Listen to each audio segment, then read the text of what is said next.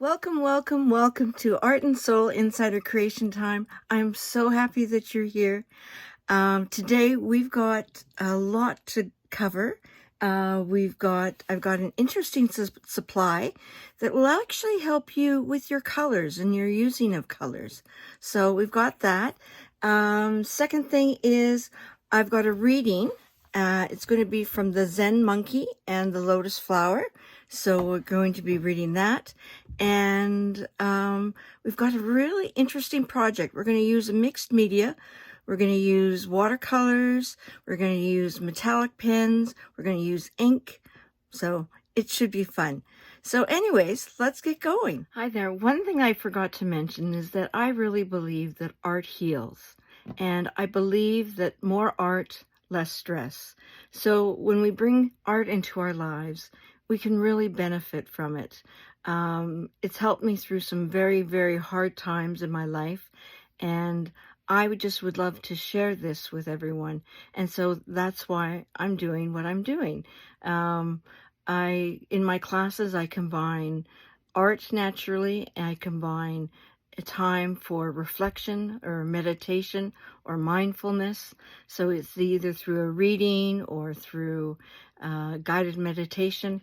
And I love sharing supplies with you. So I think if I can help you find a supply that you just love, and then it causes you to create great works of art, or even fun great works of art, that's the benefit there. So yes, so if you're looking for some time just away from the world, come join us and just find that rest and find that enjoyment as well here. So here is our supply. This is by SarahRenaeClark, this offering. And what it is, it's a wonderful collection of color possibilities. I just love this. This just makes my heart sing to actually see all of this and all of the colors. I had the card here. So instructions on how to use this. You could use it as a color palette. You could use it to match colors. It actually has hex codes on it, and it has tints and shades. So what am I talking about? Let's just grab a card here. So I keep my space. They're numbered. So here's one. It's 274. These are all the colors in the image. Okay, maybe not all of them, but this a simplified version of it. And then you turn it on the back, and what it has is the hex codes. So the hex codes are for what you're going to be needing if you are working on the computer to code in the colors. So that's how you code in the colors. And then they have the values of that color. I'm just going to show you the next one. You know, and there's no really order to these at all. They are, look at that. And then turn it around on the other side. And here's the hex codes. Again, here's the colors. And here is the shades and values. So you could take something like this and say, okay, I want to make these colors. Well, then you could use this as a standby and slowly make these colors, right? So it's just wonderful. There's 2 boxes of this. Like, it's just, it doesn't end. It doesn't end. It just keeps going and going. I believe there's 500 per box. Yep. So $4.99. And here is 500. So you get lots of opportunities and lots of possibilities of color mixing. This is great. I actually challenge myself, and I'll pick a card and I'll challenge myself to make these colors. So it actually helps me become a better artist. So that's the way I use the tool. I also use the tool in the fact, say I pick this and I just love the color tones in this one, or I'm not really partial to that. Let's We haven't seen any pinks. Oh, here you see. So you have pinks and stuff like that. I love blues and greens, but it doesn't matter. See? Look at this. Isn't that beautiful? So that's what you get to use for this. So again, her name is SarahRenaeClark. She makes these. She actually has a YouTube channel, which she does all sorts of things with color. And yeah, if you want to experiment and learn how to make your colors better, or challenge yourself to make colors, this would be a perfect little extra to have in your repertoire as such. So there you go, a wonderful, fun supply. Hi there. So instead of a guided meditation, I'm going to do a reading today, and it's the Zen Monkey and the Lotus Flower. It's 52 stories that will change your life. They're very Buddhist in nature, naturally, because it's Zen, right? But very much trying to find the balance in your life with that. So this is the last place I left off. So I've just been reading some of them in my other classes that I do. So this one's called The Dancing Monk and the Rainbow. So it's got a really lovely little kind of washed kind of image there. So sit back and listen. In a remote monastery in the mountains of Tibet lived a very young monk named Pima. Pima was an unusual monk, for he loved to dance. Every day, when the work at the monastery was done, Pima would take off his red robe and dance. He danced alone in the courtyard of the monastery under the clear blue sky. Some of the older monks were concerned. Pima, they said, you should concentrate on your prayers and meditations. Dancing will distract you. But Pima just smiled and said, my dance is my prayer. Through my dance, I connect with the universe and experience joy and peace. One day, as Pima was dancing as usual, a dark cloud passed overhead and a heavy rain began to fall. The other monks ran to seek shelter, but Pima continued to dance, his face raised to the sky and welcoming the raindrops on his skin. When the rain stopped and the sun came out again, a beautiful rainbow formed over the monastery.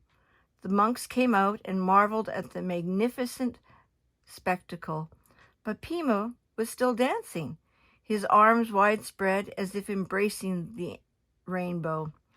You see, said Pima, my dance made the sky cry and then laugh, and it gave us this beautiful rainbow. Every moment is precious and unique.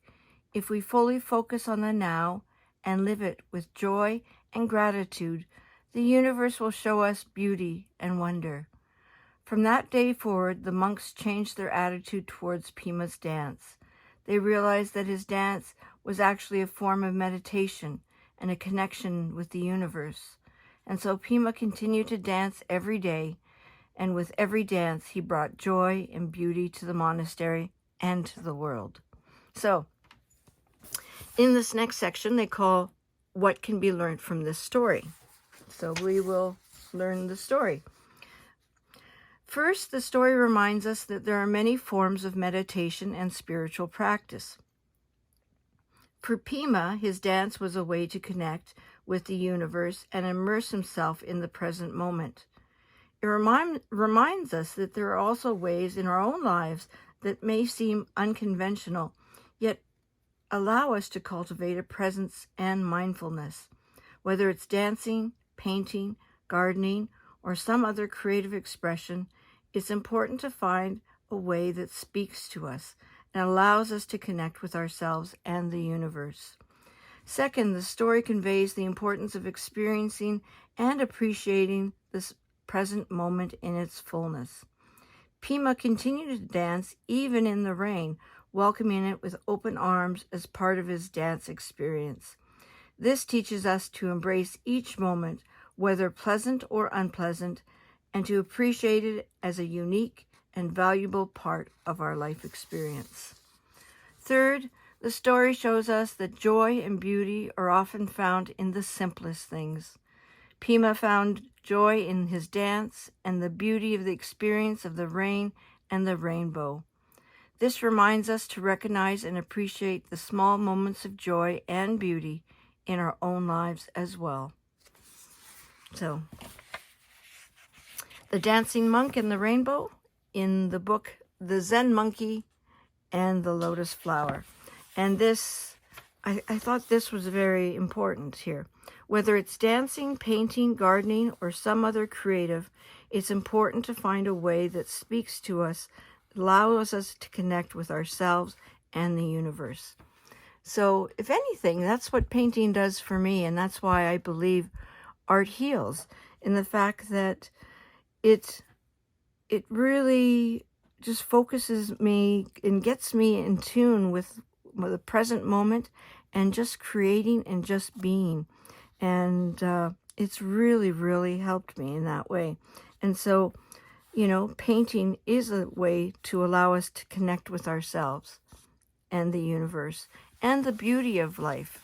So there you go, the Zen monkey and the lotus flower. So for our project today, what we're going to be needing is watercolors. So I've got my big pan of watercolors out. Don't worry if you have just a small little palette, that's okay. I'm just using mine because I just want to play with these guys. We're going to need a gold and silver gel pen, okay? Then some ink pens, okay? So I've got this ink pen. If it doesn't work properly, we're going to use these guys. These are light fast as well as they dry really fast. So, and then a pencil, okay? And then tape, because I like to leave a nice crisp border around my work. So I'm going to be using the tape like that. So there you go. So that's what we're going to be doing today. We're going to be mixing a lot of media together and we're going to have some fun.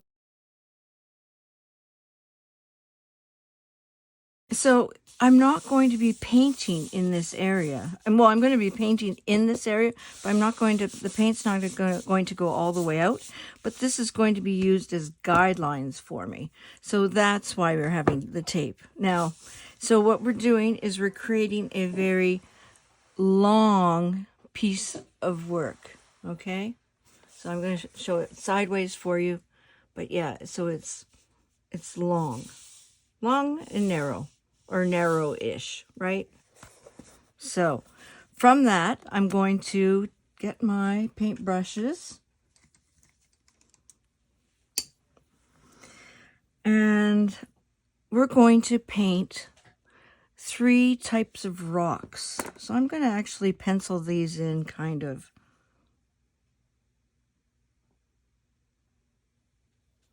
Just really light. You might not even see them, so I apologize. So they're kind of rocks, so I'm just going to make them kind of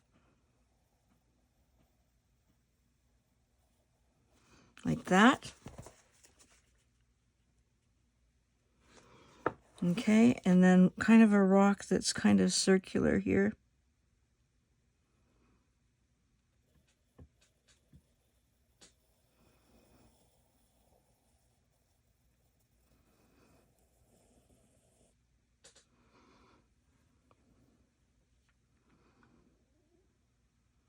And then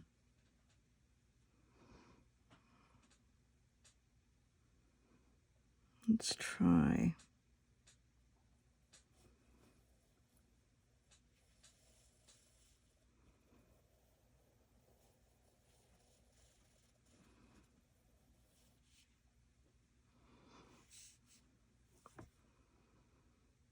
I wanted that a little lower.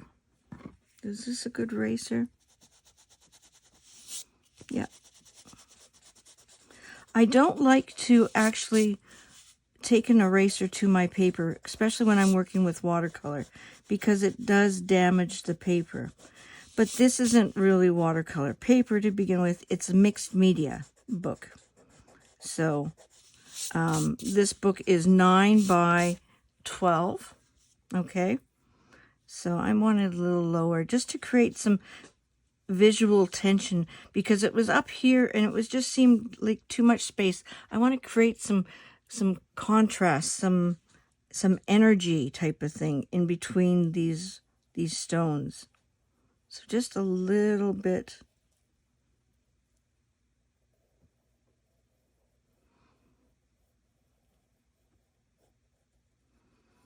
There we go. There. And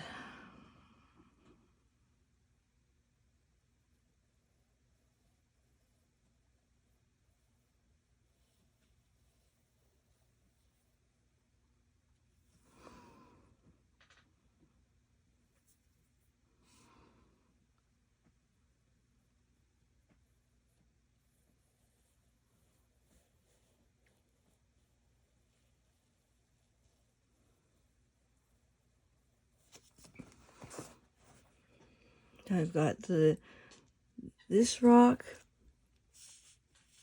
Oops, sorry about that. This, and that. So now I need something up here. I'm going to do another kind of bigger stone.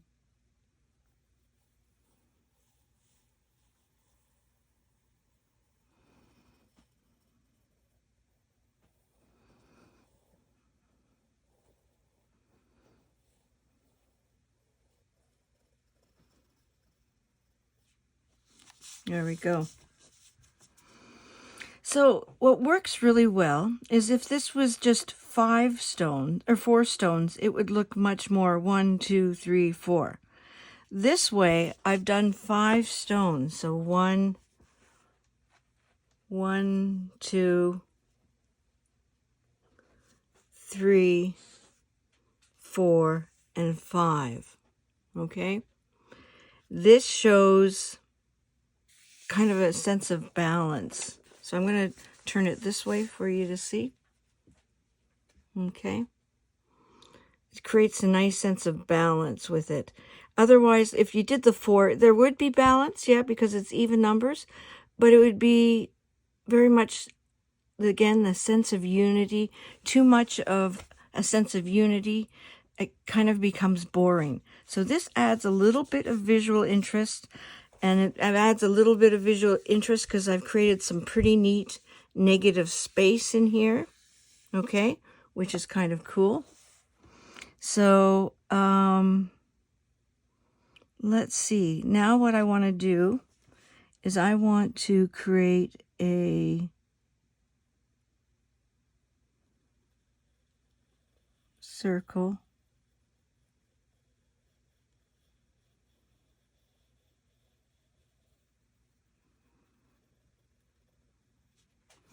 There. Okay. I still don't have my my camera set up yet. That took me a while to think of that.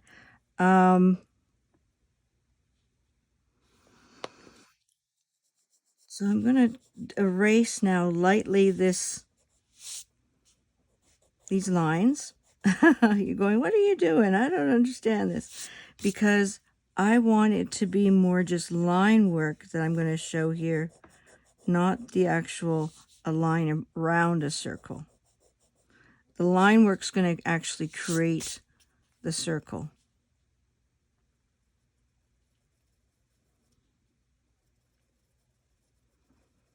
So I'm drawing lines.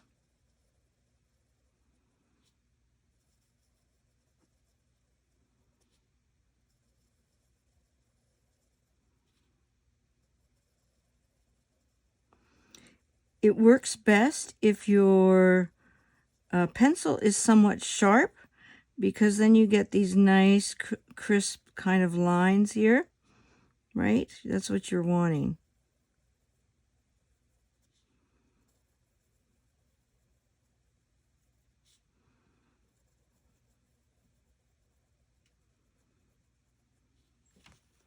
See how it's formed the circle? It's kind of nice, isn't it? It's kind of neat.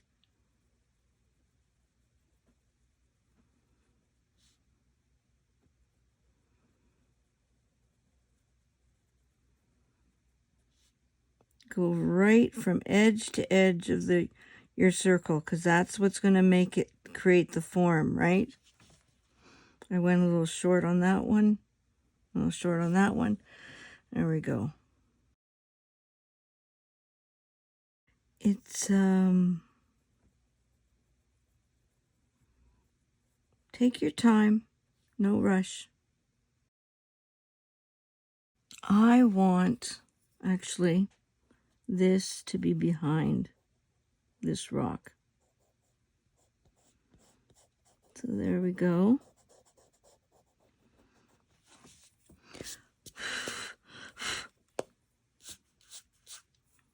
So we're going to stop there and just continue on below here. There we go. So there's our circle. Cool, isn't it? So it looks like it is behind this one, but on top of this one. So, and then I want another circle, little circle right about here. So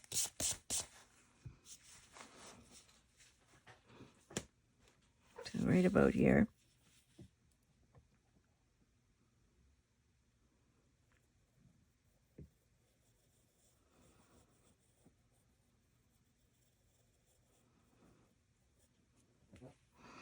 That's going to go on top of this one. So I'm going to erase this line, right? And I'm going to erase this line. So I just get a hint of it appearing. So this gives a sense of balance with these two here. Oops, I'm a little slanted here, but that's okay. Yours might be slanted too. All you can do is your best. So often we criticize ourselves when things don't turn out. We want things to be perfect sometimes. And sometimes perfection isn't the name of the game. Sometimes it's just doing the journey. You know, just carrying on and doing what you're doing. That's the key. It's not the perfection. It's to have the experience of what you're doing. Because that makes a difference. Not whether it's perfect or not. It's what you come away with from the experience. Did you learn anything? Did something make you laugh? Did you were you able to be present in your creation with it? You know, so many things that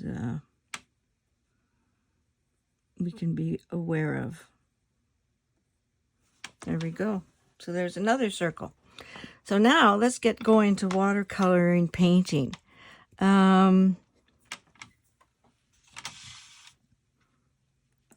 I'm going to do this. They're going to be rocks, but they're not going to be real rocks. I'm going to be painting them different colors. So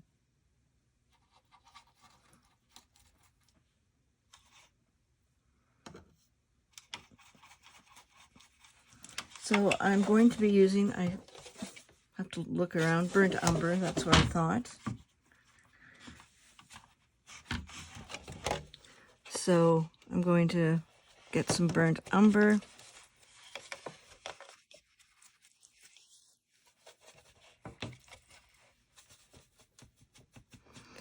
There we go. I'm going to wet this page, wet this actual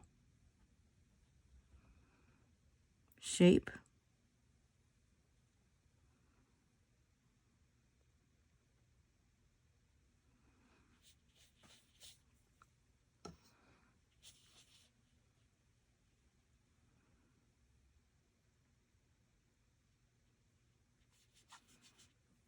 There we go. So I'm going to combine, put the brown in here.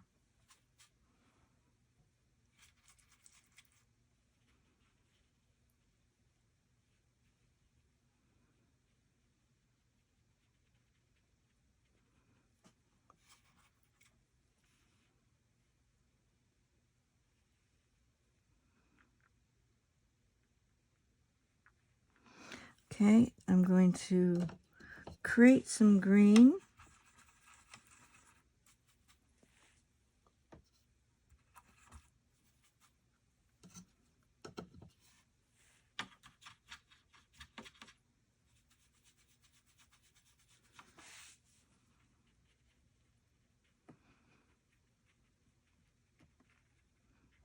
Oopsie, I went outside my line there. Oh well, that happens.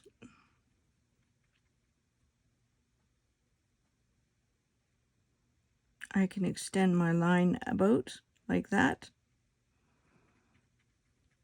Now I might get what they call blossoms in here because what I've done is added more water to the whole situation here. When you add water and the paint goes, you can get what's called blossoms.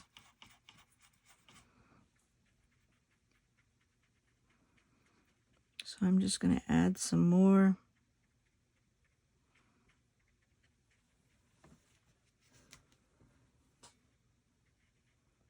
I'll spread out a little bit. There we go. I'm going to create this a nice blue with a little brown in it. So it's Windsor blue that I'm using. So I'm using Windsor blue, beautiful blue. I love this blue. I'm almost thinking of leaving it just as it is. But I'm going to add a little bit of that brown just to deepen it up some.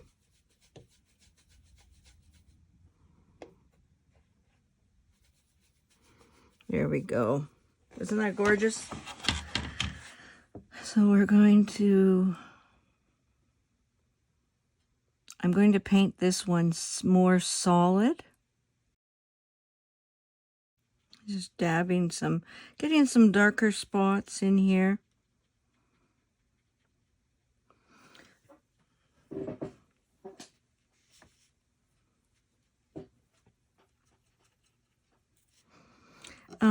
This one, I'm going to make it a yellow.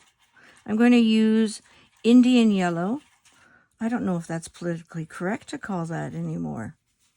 Oh, never thought of that until right now. And I'm going to add a little brown into it, which I'm going to add the burnt umber into it.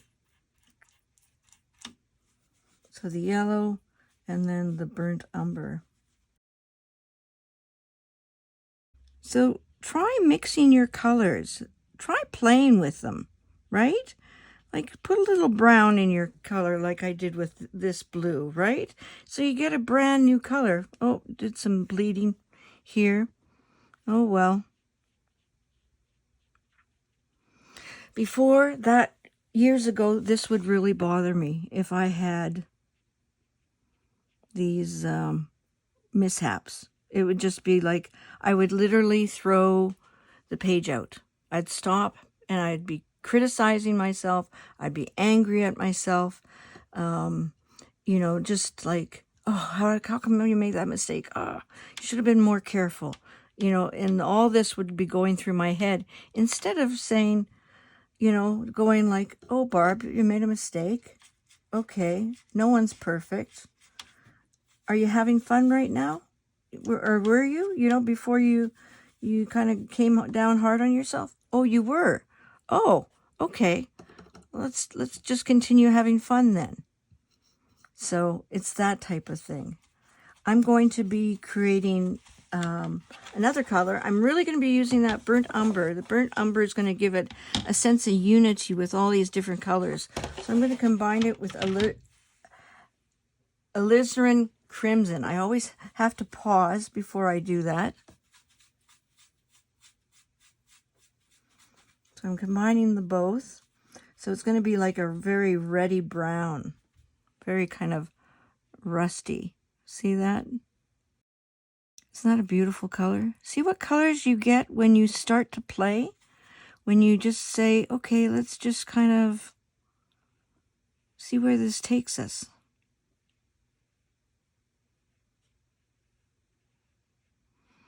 You don't know unless you try. And that's what I'm really trying today, encouraging you to maybe start using different colors. Combine different colors instead of just going straight from your palette. Bring in some different stuff. I'm going to be bringing a little bit of the brown here. There we go. And what other color? I kind of got the primary. Let's go for... I hope I wasn't out of frame for that. Then for this, okay, we're going to do... let's go and do our browns again. So I'm going to get some, again, that burnt umber. Burnt umber is a really kind of nice chocolatey brown, I find. The other ones, one has a little bit more red. That is called, let me check again, burnt sienna, and raw umber is a little bit more brown. See, this is burnt umber. Nice and chocolatey, huh?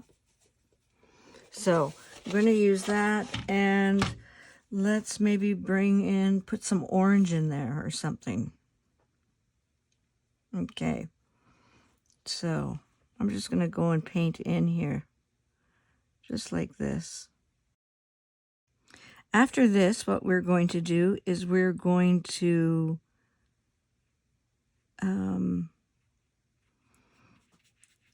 dry it, and then we're going to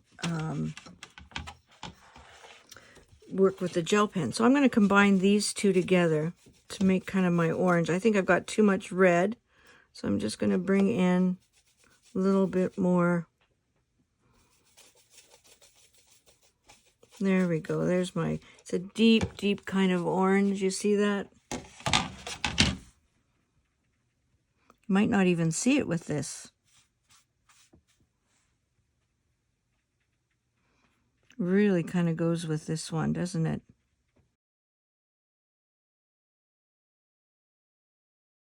The orange doesn't show it very much up, does it? It's kind of... Take the blow dryer and start blow drying.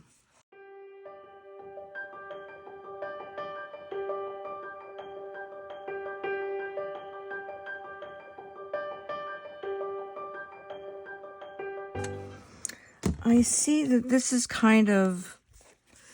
I've done like almost like I've put another color of... Like I did another layer of the yellow on top. So see how it's gotten yellow and then that? And so I'm going to now take the yellow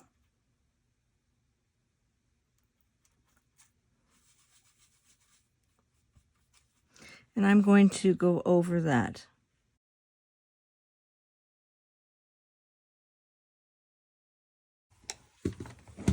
I've got that happening with the blue there too.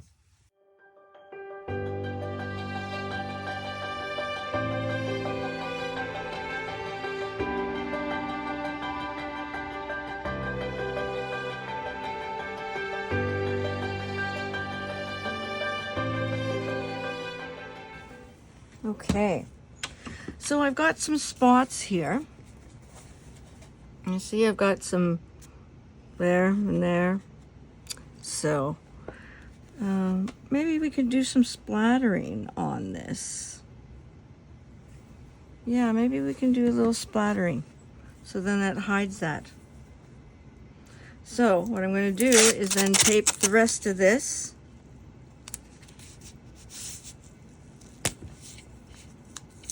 So you see, sometimes when you make mistakes, it encourages you to think a little differently. Say, so, okay, what can I do in order to save this? Right? What can I do to make this okay? So let's try some splatters.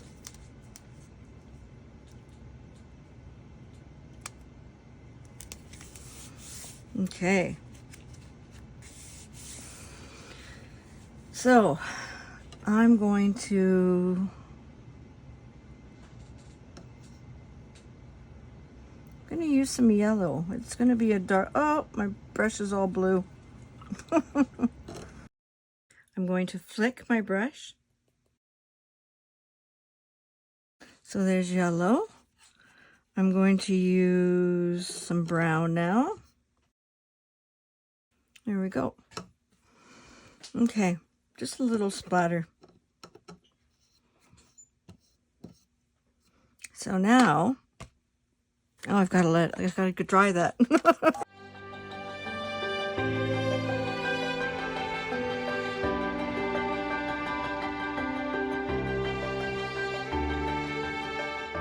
There we go. So now I'm going to take my pen. I think I'm going to take my micron pen, and I'm going to go for a, let's see, I'm thinking of an 8. Yeah, 8 would be good. You can tell it's an 8 because of the number on top. And so what we're going to do now is we're going to do little rocks that are in here.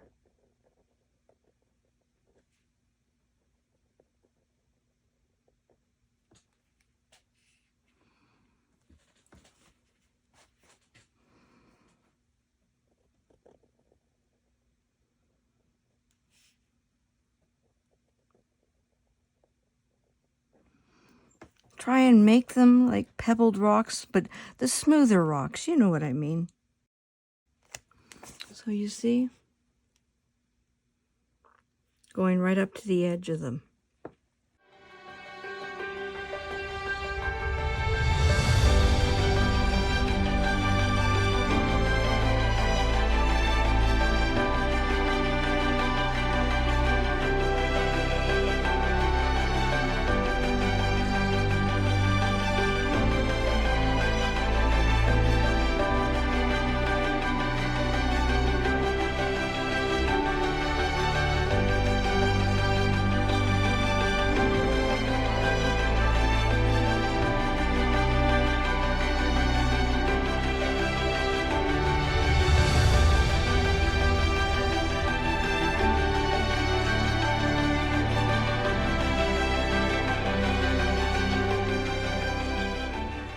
Go. I don't think I'm going to put any rocks up here. Should I?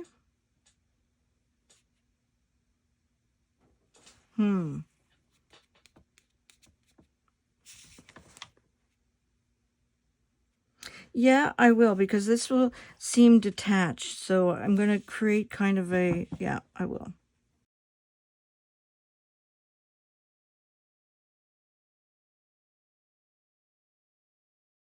So put a variety of rocks. That's the key, is to work your magic. But there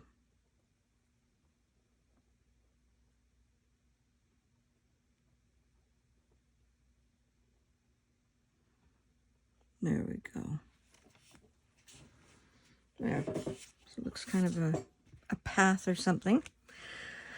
So now we finish with this. Okay, so say goodbye to our pens. Thank you for your job. And now we're going to take this pen. Oh, you know what I forgot to do? Forgot to create little rocks on the bottom to give it a little bit more weight. Hard to believe, but yes. So I'm going to create a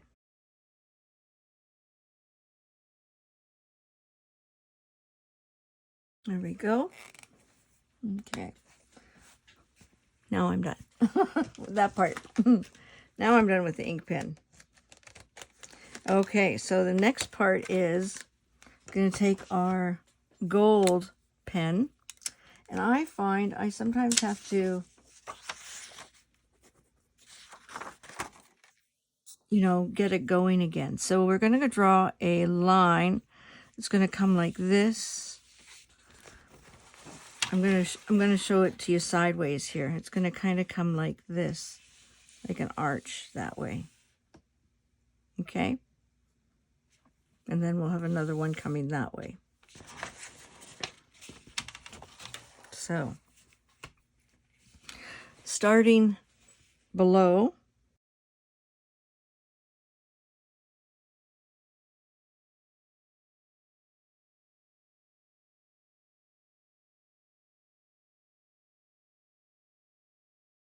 there, and I'm going to do another one kind of coming up like this.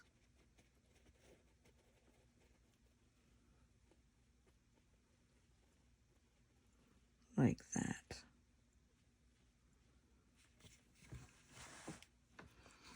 Okay, so now we're going to do leaves. The leaves are, I don't have my, leaves are going to look like this. They're going to come out like that. And then we're going to draw lines inside them. Okay? So, do the first one. It's coming out on the side here. And I'm going to draw a leaf.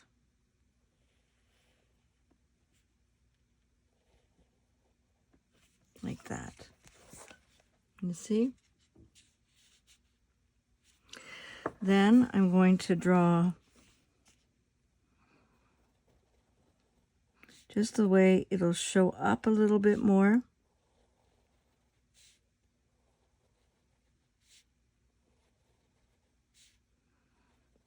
Instead of having to color it all, we're just going to put it on like that. And then we're going to come in like this with another one.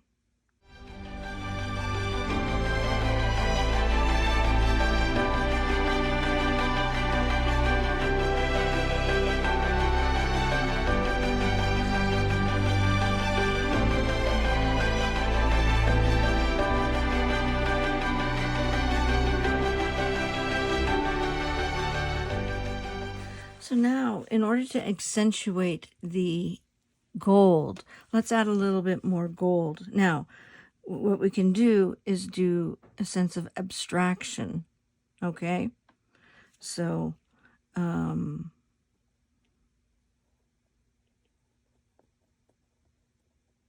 like a pebble here of gold. Add a pebble here of gold. Make it a little larger.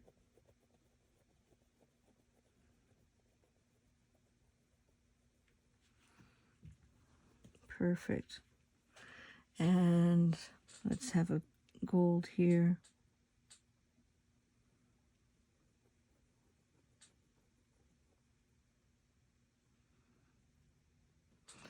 And a little gold here.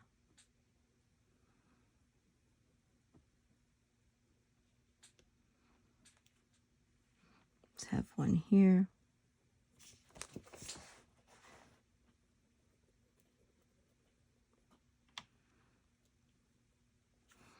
And let's have one here.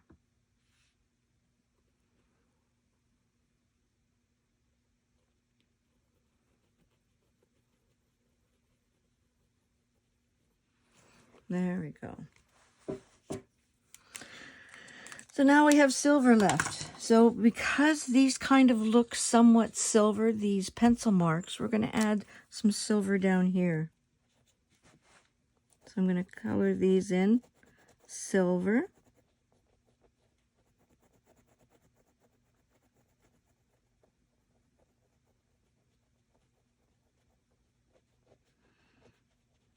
Okay, and we're going to color one of these down here as a silver as well.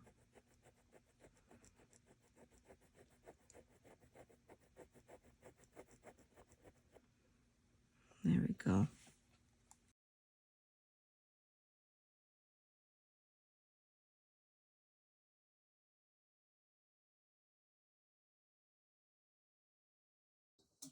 There we go. So,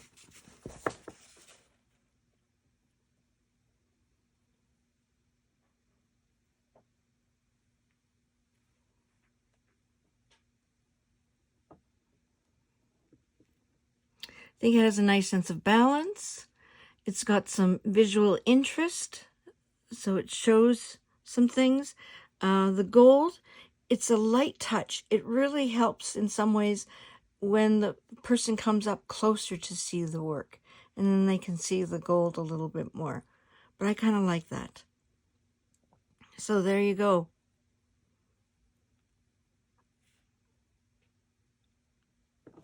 So to show you lengthwise, you know, I wouldn't do it this size. I think I would do it in this flavor because the sense of growth coming up and out. Okay, so that really works well. So there you go. I hope you enjoyed that project. So glad you joined me today in order to do this simple, relaxing little piece that we did. I hope you like it. Again, the choice of creating new colors is often exciting, and the gold and the silver just really added a little extra to it, which was kind of neat. And the rocks, the little rocks that we drew in, really gave it a sense of connection and wholeness together. So really, really cool piece of art today. So, and just a reminder, what I do is I offer kind of a time and space for you to express your creativity and to reclaim your joy. I combine both art and wellness in my work. And really, again, if you like what I do, please subscribe and please put a thumbs up. It lets more people know about what I'm doing. And I think what I'm doing is necessary and helpful for the world. And the fact that, you know, it can help someone relax and find some peace. So with that, I thank you for your presence. I thank all those that have subscribed, and just all wishing you all the best for the rest of this week. Take good care of yourself. Be gentle with yourself. Love to you. Light and love.